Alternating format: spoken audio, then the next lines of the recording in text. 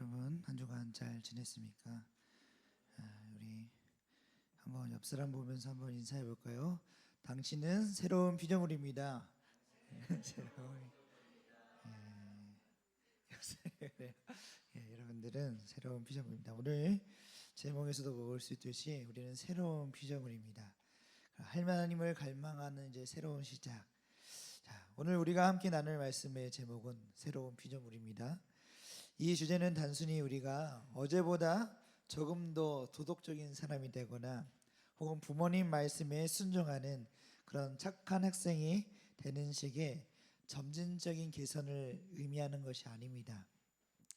성경은 우리가 예수 그리스도를 인격적으로 만나는 그 찰나의 순간 우리의 영적 DNA와 그리고 우리의 소속 그리고 우리의 존재의 본질 자체가 완전히 재편되었다, 완전히 달라졌다라고 선언합니다. 이것은 내 욕심을 채우기 위해 허덕이던 과거의 삶의 방식에서 완전히 탈출하여서 이제는 나를 창조하신 하나님을 진심으로 갈망하며 살아가는 전혀 새로운 시작이 우리에게 선물로 주어졌음을 뜻합니다. 오늘 이 시간을 통해서 우리 존재에 일어난 이 거대한 영적 지각 변동이 과연 무엇인지, 우리가 앞으로 어떤 정체성을 가지고 이 험한 세상을 살아갈 것인지, 그 압도적인 진리 속으로 우리가 함께 더 나아가기를 원합니다. 여러분들, 우리 흔히 즐겨보는 히어로 영화들을 보시면은 주인공이 초능력을 얻게 되는 이른바 오리진 스토리들이 있습니다. 영화 속 주인공들을 보면은 보통 우리와 다를 바가 없는 아주 평범하거나 때로는 학교에서 소외되어서 살아가는 그런 일상을 살아가는 인물들이 있습니다. 그러다 예기치 못한 우연한 계기를 통해서 완전한 다른 존재로 되어지는 그런 모습이 있는데요. 우리가 스파이더맨 하면은 어때요? 여러분들 잘 알고 있듯이 피터 파커가 특수 거미에게 물려서 이제 스파이더맨이 된다든가, 또 아이언맨이 토니 스타커가 이제 심장에 아크 원자로를 이식하면서 또 새로운 그런 영웅의 삶을 살아가는 모습들을 우리가 좀 보게 됩니다. 그들의 삶의 목적 자체가 완전히 바뀌는 것을 우리가 보게 되는데요. 이들에게 일어난 이 변화는 단순히 코스튬을 갈아입는 수준이 아니라 이전과는 전혀 다른 능력과 새로운 삶의 지향점을 갖게 되는 본질적인 전환들이 있었음을 우리가 영화를 통해서도 보게 됩니다. 그리스도인의 삶 역시도 이와 같습니다. 세상의 눈에는 여전히 우리가 교복을 입고 시험을 공부하는 그런 평범한 학생처럼 보일지 몰라도 우리 안에는 이제 예수 그리스도로 인해서 이미 세상에 뒤바뀔 하늘의 생명이 우리 안에서 시작되고 있음을 성경은 말씀합니다.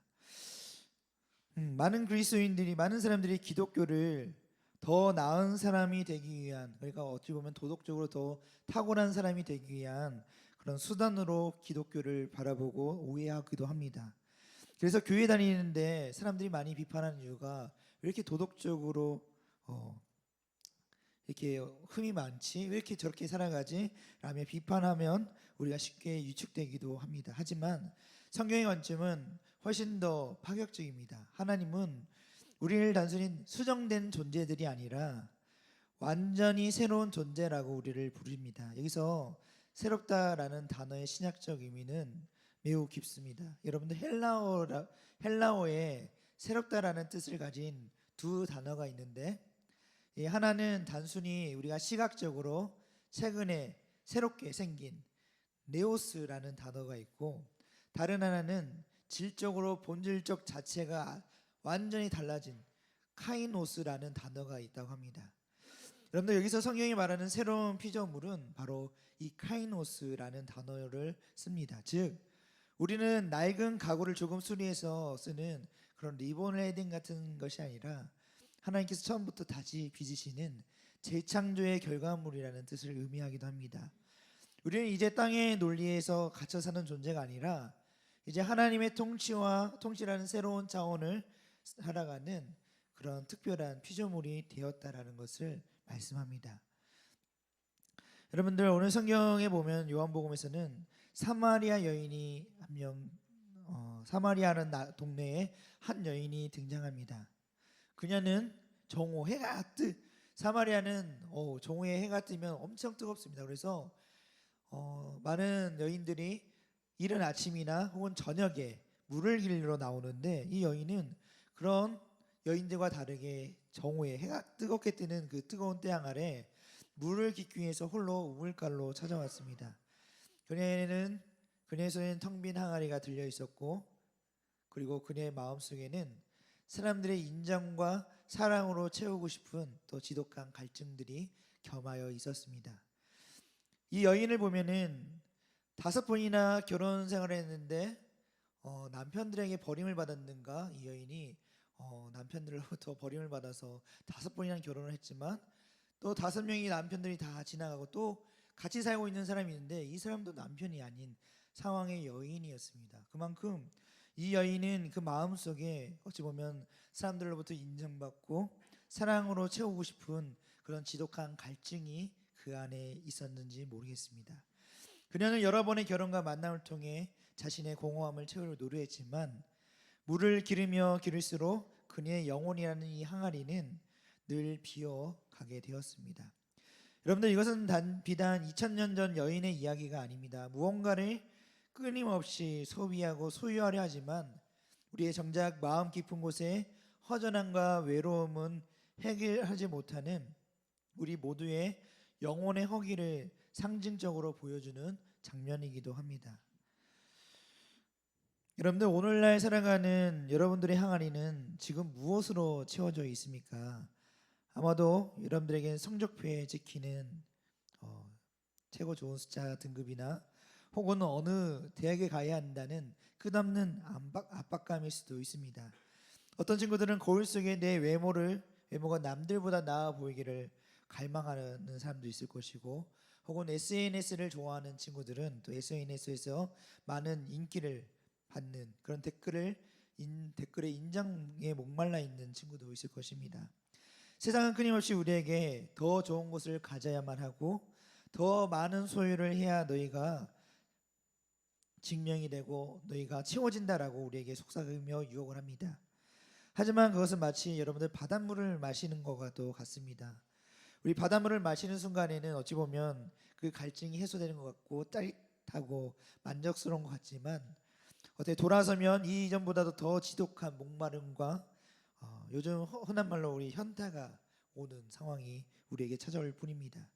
우리가 세상의 것들에 집착할수록 우리의 영혼의 항아리는 결코 채워질 수 없다는 이 사실을 직시해야만 합니다. 여러분들, 세상이 주는 일시적인 만족에 우리가 지쳐가는 우리에게 예수님은 아주 특별한 배경 속에서 위대한 우리에게 초대를 던지셨습니다. 때는 여러분들 유대인의 가장 큰 명절인 초막절 마지막 날이었습니다. 여러분들, 유대인에는 3대 절기가 있는데 6월절, 7.7절, 초막절이 있습니다. 초막절은 우리 추석이라고 좀 생각하면 좀 더 이해가 편할 것 같아요. 풍성하게 곡식이 자란 이 곡식들을 다 추수하고 이것을 기쁨으로 맞이하는, 그리고 이 초막절은 또 과거에 이스라엘 백성들이 출애굽하고 40여 년 동안 광야에서 떠돌았을 때 하나님께서는 우리를 먹이시고 지우시고 우리를 인도하셨다는 그 하나님을 기념하기 위해서 이 초막절이 진행이 됐는데, 바로 이 초막절의 이 마지막 날이었습니다. 이 본래 초막절은 7일간 지켰지만 여기 하루를 더해서 8일째 되는 날을 큰 날, 오늘 그 말씀에 보면 큰 날로 기념하며 축제의 절정을 맞이하게 됩니다. 이 기간 동안에는 제사장들은 매일 실로암 못에서 물을 길러와 행렬을 지어 성전 제단에 붓는 의식을 행했습니다. 이는 과거 광야 시절 갈증으로 죽어가는 조상들을 위해서 하나님께서 바위에서 물이 솟아나게 하셨던 그 기적을 또 한편 기념하는 것이었습니다. 그래서 예루살렘 성전에 모인 수많은 인파가 이 제단에 부어지는 물을 보면서 환호하고 있을 때 예수님께서 그 축제의 한복판에 서서 이제 큰 소리로 외치신 겁니다. 누구든지 목마르거든 내게로 와서 마셔라. 이 선언은 평범한 인간인 결코 말할 수 없는 선포였습니다. 이것은 오직 인류의 근본적인 갈증을 해결할 수 있는 메시아적, 우리가 그리스도만이 할 수 있는 권위 있는 선포였습니다. 수고하고 무거운 짐진 자들을 부르셨던 주님의 말씀처럼 예수님만이 우리의 영혼의 갈증을 멈출 수 있는 유일한 분임을 선언한 것입니다. 인간은 비록 작은 존재에 불과하지만 우리 마음 안에는 세상을 다 채워도 만족하지 못하는 무한한 소망의 요구가 우리에 담겨 있습니다. 그래서 전도서 3장 11절 말씀처럼 하나님께서 우리에게 영혼을 사모하는 마음을 주셨기 때문에 우리는 무한한 영혼의 이 빈자리를 채우기 위해서 끊임없이 뭔가를 채우려고 하지만 채워지지가 않습니다. 그래서 이 무한한 영혼의 빈자리를 채워줄 수 있는 분은 오직 무한하신 하나님이신 예수 그리스도만이 이 우리의 빈자리를 채워줄 수 있습니다.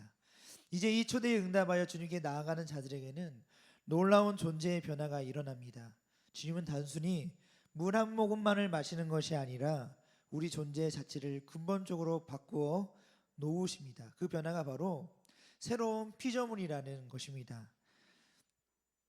그렇다면 이 초대에 응하여 예수님께 나아가 그 생수를 마신 사람들에게는 어떤 일들이 일어날까요? 단순히 갈증이 조금 해소되거나 마음이 편해지는 그런 평안함을 의미할까요? 아닙니다. 성경은 우리 존재 자체가 완전히 뒤바뀌는 혁명적인 변화가 선포를 합니다. 우리 한번 여러분들 말씀 보이시나요? 저 그런즉 보이시나요? 보이나요? 그런즉? 우리 한번 같이 그런즉부터 끝에까지 같이 읽어볼게요. 시작. 그런즉 누구든지 그리스도 안에 있으면 새로운 피조물이라 이전 것은 지나갔으니 보라 새 것이 되었도다. 고린도후서 5장 17절 말씀. 여러분들 무한하신 예수님이라는 이 생명의 근원에 연결될 때 우리는 비로소 이전과는 전혀 다른 새로운 존재로 다시 태어나게 되는 것입니다. 예수님을 믿는다는 것은 단순히 종교를 갖는 것이 아니라 갈증으로 허덕이던 옛 자아가 죽고 영원히 목마르지 않는 생명을 소유한 새 사람으로 일어나는 것입니다. 이전의 목마름, 우리의 죄책감들, 그리고 우리의 실패의 기억이라는 이전 것들은 이미 이제 지나갔습니다. 이제 우리는 예수님이 안에서 하나님의 생명을 공급받는 완전히 새로운 작품이 되었습니다. 이 놀라운 변화는 우리가 무엇을 해서 얻은 것이 아니라 무한하신 주님의 초대에 응답하여 그분 안에 거할 때 주어지는 하나님의 선물입니다. 이제 우리는 이제 새로운 정체성을 가지고 이전과는 전혀 다른 삶의 여정을 시작하게 됩니다. 그렇다면 여러분들 새로운 피조물이 되었다는 것은 구체적으로 무엇이 달라진 것일까요? 핵심은 우리의 삶의 주인이 바뀐 것입니다. 이전에 우리는 영적으로 죽어 하나님의 생명에서 끊어진 채 그저 자신의 욕심을 채우기 위해 스스로가 주인이 되어 살아갔습니다. 그러나 이제 그리스도 안에 우리는 영적인 새로운 탄생을 경험했습니다. 우리는 이제 죄의 종이라는 이 비참한 운명에서 벗어나 창조주 하나님을 아버지라 부르는 그분의 자녀라는 새로운 신분을 얻었습니다. 신분이 바뀌면 세상을 보는 가치관과 미래를 향한 비전도 완전히 달라집니다.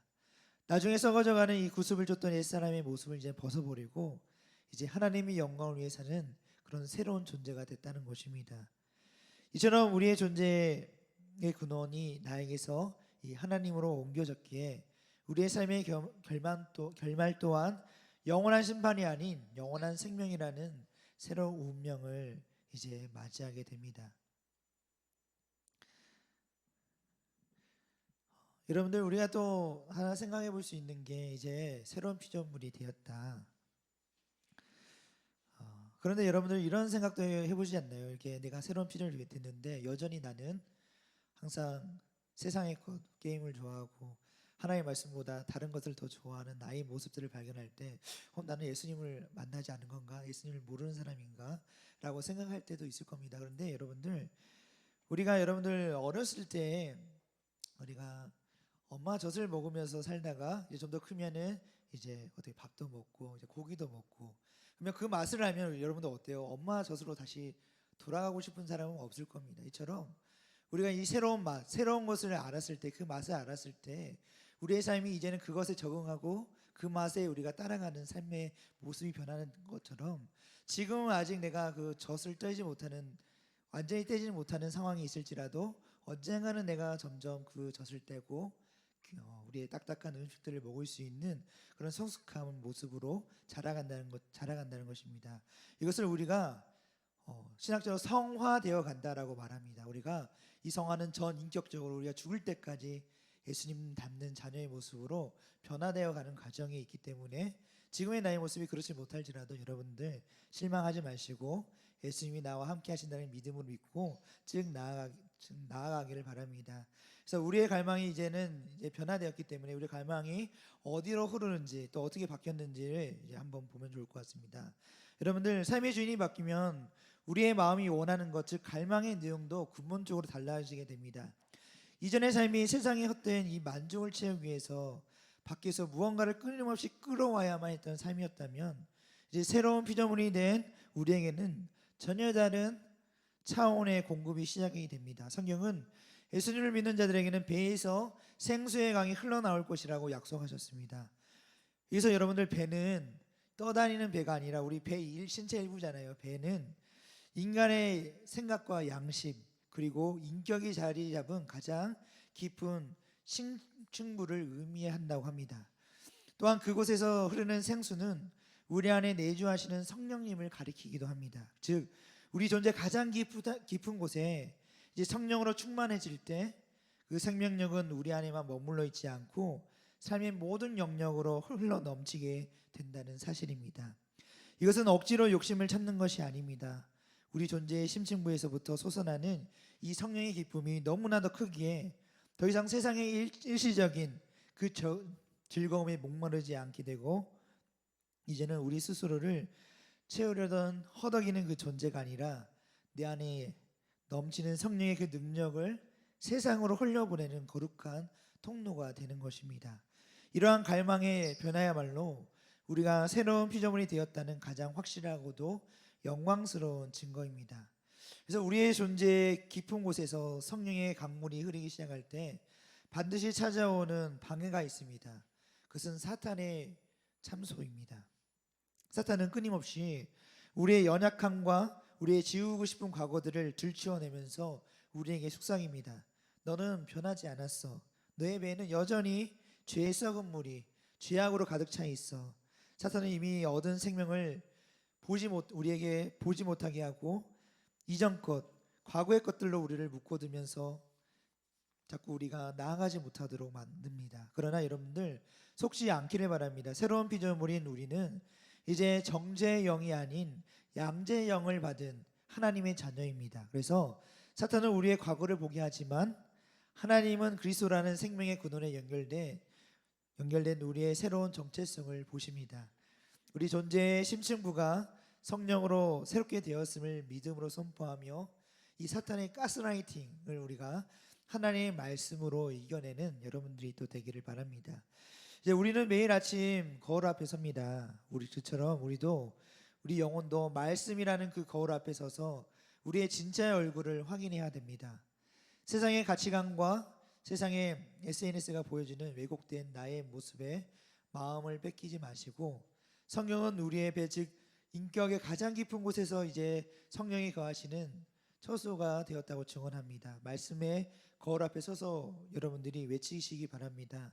나는 이제 예수님 안에서 새로운 피조물이다 라고 세상의 비난이나 칭찬이 아닌 하나님이 나를 어떻게 정의하신지를 확인하는 그런 이 훈련을 반복할 때 우리 안에 생수의 강은 더욱 맑고 힘차게 흘러 넘칠 것입니다.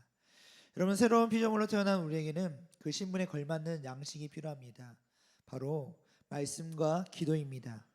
말씀은 우리 내면을 하늘의 지고한 가치관으로 채우는 영적인 양식입니다. 또 기도는 우리의 존재의 심층부의 성령의 능력을 공급받고 유혹의 욕심을 따라 썩어져가는 구습을 이겨내게 하는 영혼의 호흡입니다.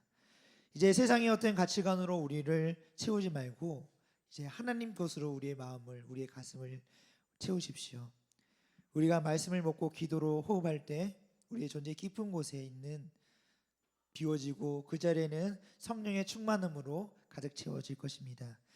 이때 비로소 우리는 새 사람다운 거룩함과 의로움의 능력을 세상 속에 나타낼 수 있습니다. 그리고 예배는 여러분들 단순히 교회의 형식이 아닙니다.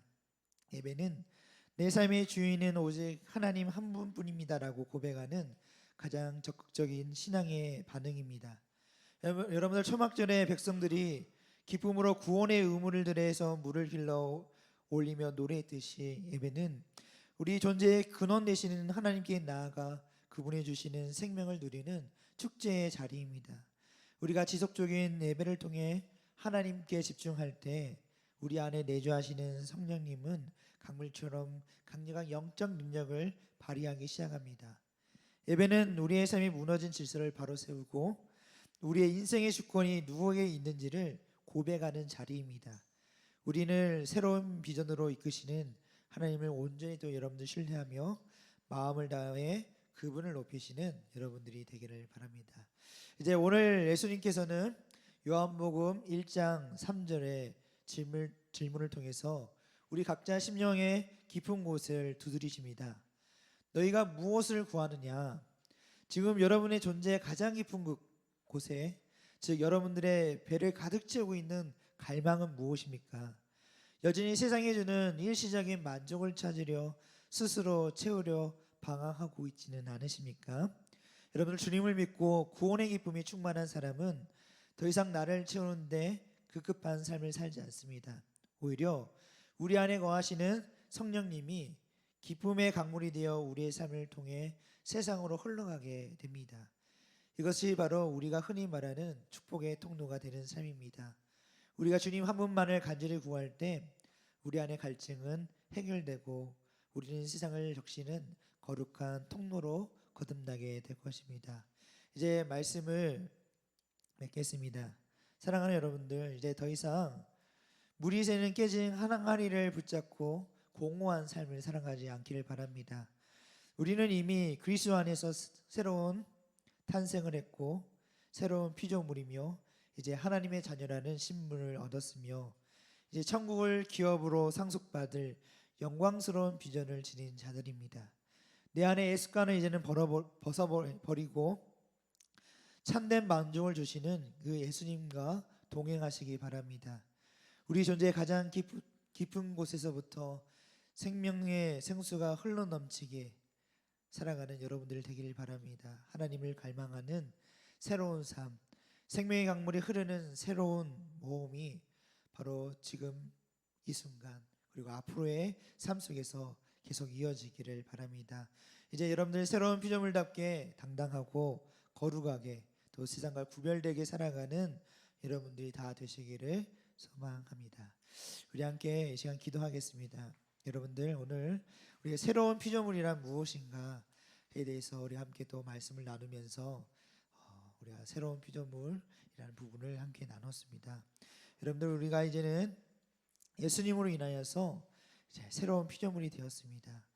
이 새롭게 되었다는 것은 그냥 우리의 겉에만 이렇게 도덕적이고 혹은 좀 더 착해지는 그런 새로운 것이 아니라 정말 본질적으로 우리의 모든 것이 변화되는 완전히 달라지는 그런 새로움을 의미합니다.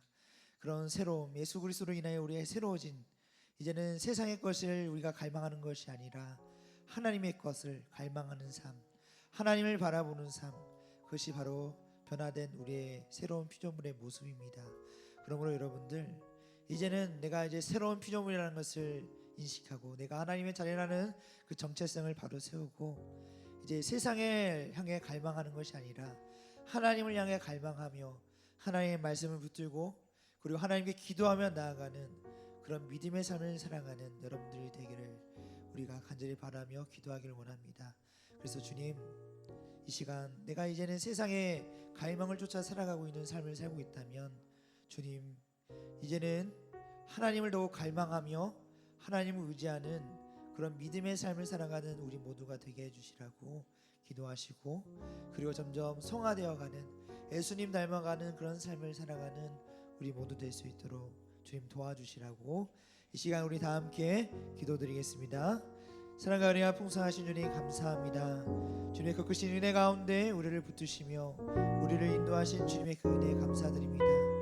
아버지, 이제 예전 것을 지나갔으니 우리가 새 것이 되었다라는 그 주님의 말씀처럼 이런 이제 새로운 피조물로 주님 앞에 나아갑니다. 주님, 이제는 과거의 습을 벗어버리고 오직 예수 그리스도라는 새로운 우리의 목적과 그 갈망을 채워줄 수 있는 그 주님의 놀라우신 은혜를 우리가 우리의 마음속에 우리의 깊은 곳에서부터 채워나가는 귀한 은혜가 있게 하여 주시옵소서. 그래서 우리의 배에서부터 생수의 강이 흘러넘치는 귀한 은혜가 우리에게 있게 하여 주시옵소서. 성령의 능력이 우리 안에서부터 흘러나와 우리가 주체할 수 없는 하나님의 그 기쁨을 만끽하며 그 하나님을 더욱 찬양하며 높이는 그런 믿음이 우리 안에, 성령의 충만함이 우리 안에 있게 하여 주시옵소서. 주님 말씀으로 우리의 영의 양식을 채우게 하시고 기도로 주님께 더욱 나아가며 동행하는 믿음의 삶을 살아가는 우리 모두 되게 하시옵소서. 아버지, 우리를 붙들어 주시옵소서. 연약한 우리를 인도하여 주시옵소서. 더욱 주님을 바라보며 주님을 의지하게 하여 주시옵소서.